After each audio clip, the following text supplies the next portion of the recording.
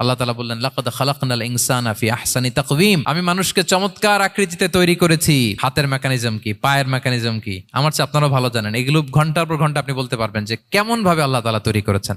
আল্লাহ বলেন মানুষকে আমি অত্যন্ত চমৎকার আকৃতি দিয়ে তৈরি করেছি। তার সৃষ্টিগত কাঠামো, তার বুদ্ধিবৃত্তিক কাঠামো, তার চিন্তাগত কাঠামো, তার আচরণগত কাঠামো, তার নৈতিকতায় তাকে এমন উচ্চ মর্যাদার আসন আমি দিয়েছি, এটা যদি সে অ্যাচিভ করে, বিলং করে, তাহলে তার চেয়ে শ্রেষ্ঠ কেউ আর হতে পারে।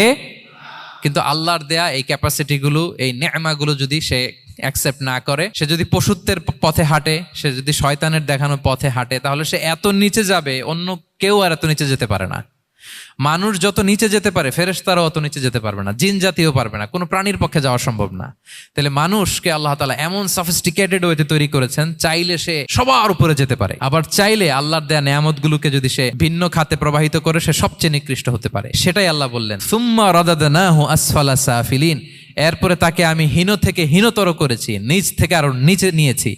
সে যখন ঈমান আনে না, সে যখন সৎকর্ম করে না, সে যখন আল্লাহর শেখানো, আল্লাহর দেখানো রাস্তায় সে চলে না, সে যখন তার নফসের কথা শুনে, সে যখন তার প্রবৃত্তির গোলাম সাজে, সে সবচেয়ে নিকৃষ্ট হয়। আসফালা সাফিলিন মানে একেবারে নিচে, এর নিচে আর নাই। আল্লাহ বলেছেন ইন্নাল মুনাফিকিনা ফিদ দারকিল আসফালি মিনান নার, সেখানে আল্লাহ আসফাল বলেছেন।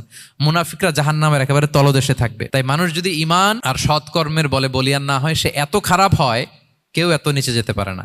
বলেন মানুষ যত নিচে যেতে পারে, জিন তত নিচে যেতে পারবে? ফেরেশতারা পারবে না। আর মানুষ যত উপরে যেতে পারে, ফেরেশতারা এত উপরে যেতে পারবে না।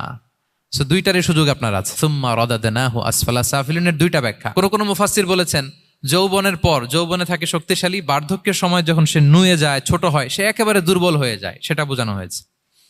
আর অন্যান্য মুফাসসিরিন একরাম বলেছেন না, আল্লাহর দেওয়া এই নেমা ক্যাপাসিটি যখন সে সঠিক পথে কাজে লাগায় না, সে যখন প্রবৃত্তির অনুসরণ করে, সে তখন এত খারাপ হয়, এত নিচ থেকে নিচুতর হয়, এত হীন থেকে হীনতর হয়, তার চেয়ে হীনতর আর কেউ তখন হতে পারে না।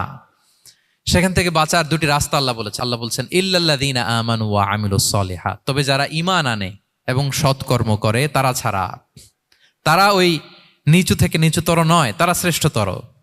ঈমান এবং সৎকর্ম, ঈমান এবং আমলে সালেহাত। কোরআনের অনেক জায়গায় আপনি আয়াতটা পাবেন, ইন্নাল্লাযীনা আমানু ওয়া আমিলুস সলিহাতি কানাত লাহুম জান্নাতুল ফিরদাউসি নুজুলা, নিশ্চয়ই যারা ঈমান এনেছে, সৎকর্ম করেছে, তাদের জন্য আমি জান্নাতে ফেরদাউস রেখে দিয়েছি। আল্লাহ বলেন তারা নিকৃষ্ট হবে না যারা ঈমান এনেছে, সৎকর্ম করেছে। যারা কি এনেছে? ঈমান। আর কি করেছে? সৎকর্ম করেছে। ইল্লাল্লাযীনা আমানু, যারা ঈমান এনেছে, সৎকর্ম করেছে, ফালাহুম আজরুন গায়রু মামনুন, তাদের জন্য রয়েছে অফুরন্ত পুরস্কার, মানে জান্নাত। তাদের জন্য কি? ওই জান্নাতে যেতে আমরা চাই কি চাই না বলেন?